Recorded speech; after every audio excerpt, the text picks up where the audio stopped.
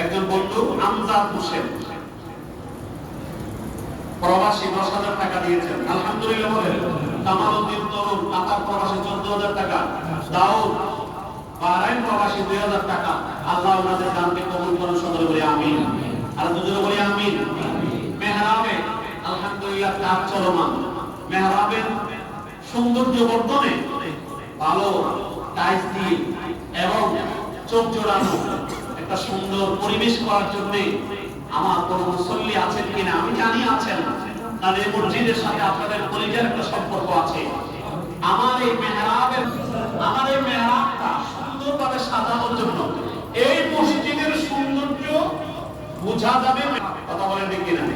এই মেহরাবের টাইলসে মেহরাবের কাজের জন্য কোন বন্ধু যদি বলেন আমি আমার আল্লাহদের পাশে আল্লাহ কবুল করেন, যদি বলি আমি আব্দুল্লাহ আল নাফিস এই নামে মুনাজাত হবে ইনশাআল্লাহ, স্মরণ করাই দিবেন। আমার এই মেহরাবের টাইলসের ব্যাপারে কোন দোস্ত কোন বন্ধু যদি বলেন, যেহেতু মসজিদের সৌন্দর্য এই টাইলস এবং কিয়ামত পর্যন্ত মানুষ ঢুকলে প্রথম এই মেহরাবের দিকে তাকাবে। আমি থেকে জিন্দেগিতে কত টাকা উপার্জন করেছি, কত এসেছে, কত গিয়েছে, স্বজন সম্পদের জন্য আমি আমার এই মেহরাবের সৌন্দর্য বর্ধনে টাইলসের পুরো জিম্মাদারিটা নেব, এরকম কেউ আছেন কিনা? আমার এই মেহরাবের টাইলসের জিম্মাদারি কেউ নেবেন কিনা ইনশাআল্লাহ? কোন বস্তু আছেন কিনা?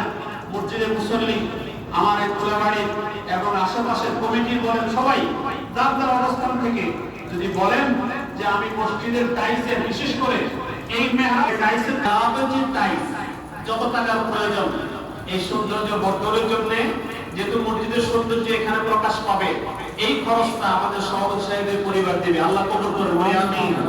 আল্লাহ মা বাবা মুরব্বিদেরকে মাফ করে দেন এবং এই মসজিদের সাথে আমাদের এই সম্পর্কটা আল্লাহ যেন কিয়ামতের ময়দানেও কবুল করেন, আমিন বলেন। এখন রয়েছে পাশে সামনের পর যেটি মেহরাবের পাশে দুই পাশ যদি উপযুক্ত আকারে না সাজে, তো এই সৌন্দর্য কিন্তু প্রকাশ পাবে না।